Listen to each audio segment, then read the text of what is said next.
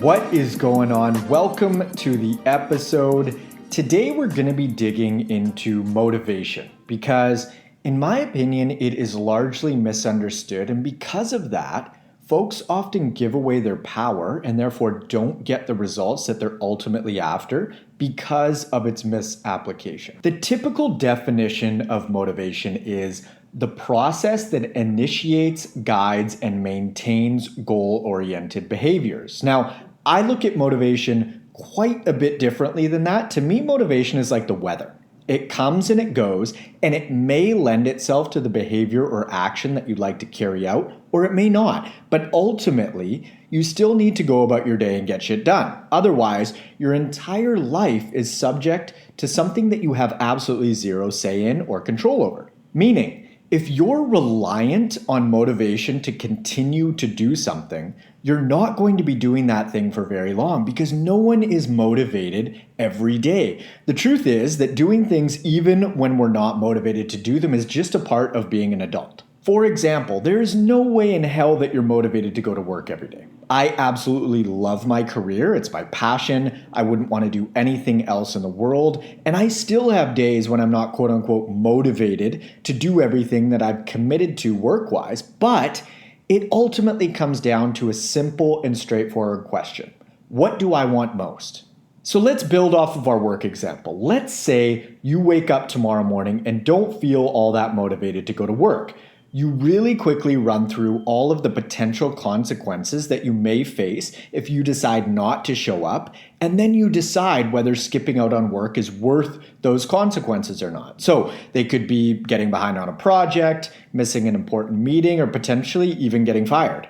If falling behind, missing a meeting, or getting fired don't matter to you, then you might choose to bow out of work. But if those things matter to you more than not showing up to work for a single day, then you choose to go. Basically, the point here is that motivation is a nice to have, not a must have.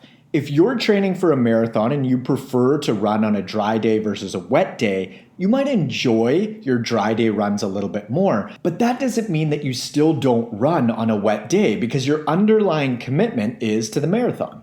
Now, if you choose to only be a fair weather runner, that's fine, but you're not all that committed on the marathon front because you're letting something that you have no control over dictate your ultimate action. So motivation tends to be a bit of a scapegoat because folks draw the I don't feel motivated card to justify reasons for why they're not doing something when it really just comes down to the fact that they didn't want to do that thing enough to begin with.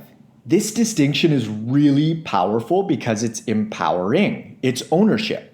Now, I will say that putting the onus on motivation and not yourself is extremely appealing because this way, eating healthier, moving lots, and prioritizing sleep isn't that you don't want to do it. It's just that you're not motivated, right? And therefore, it's not up to you. It's just because of this thing called motivation that you don't happen to possess at that point in time.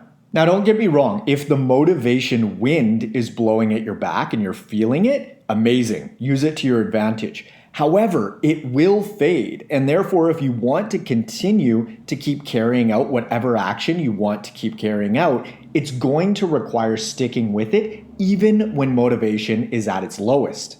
This is where commitment comes into the picture. Like I mentioned before, if something pops up that I don't feel all that motivated to do, I ask myself, what do I want most? Not what do I feel like most in this exact moment, but what do I want most for my life? Because there is an underlying commitment to draw upon.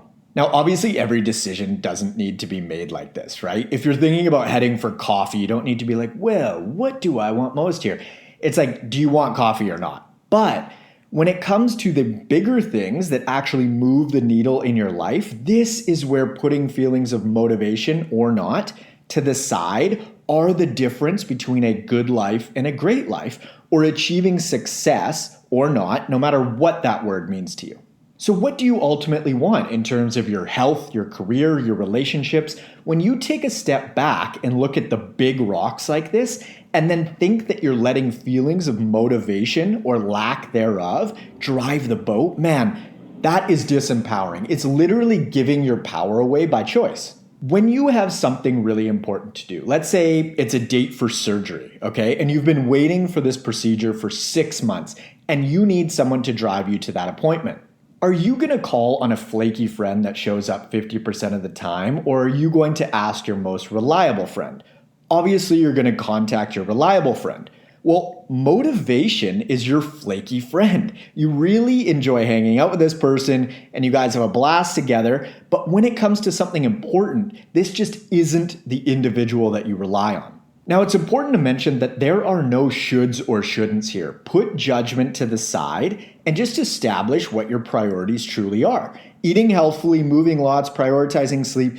You don't have to do these things. It's your body and you get to choose what you invest in it or not. That is entirely your decision. If you're wondering where your priorities lie at the moment, fortunately, it is incredibly easy and straightforward to figure out. Look at your calendar and your bank statement. These two things will show you exactly what you're prioritizing. Now, if you like what you see, amazing, you're golden. On the other hand, if you don't like what you see, reprioritize. You can do it anytime, anywhere, and aim towards anything that you want. So use motivation to your advantage when it shows up. It's a great way to get started. But if you're relying on it like your flaky friend, you're giving up your power and shortchanging yourself when it comes to getting what you want. This is why so many folks have trouble staying consistent with their healthful habits. They believe that motivation is the reason why they can't just keep it together. And they're right, because they're relying way too heavily on something that's fleeting. Again, motivation is a nice to have, not a must have. And so you fall back on what your priorities are and what you're truly committed to. And a super simple way in the moment to provide clarity for yourself is via 2 questions. 1, what do I want most? Not in this exact moment, but for my life. And the second one is this decision getting me closer to my goal or what I want, or further away? I really like these 2 questions because they do an awesome job of putting things into perspective, because it's so easy to get caught up in the moment and start having these back and forth conversations with yourself in your head. And fortunately, these 2 questions ground you and make action steps moving forward incredibly clear. If you're interested in applying for one-on-one nutritional coaching and or workout design with me, you can click the link in the description below or head on over to n1fitness.com/coaching. Follow me up on Instagram at n1fitness and feel free to friend me on Facebook at Marcus Sadu.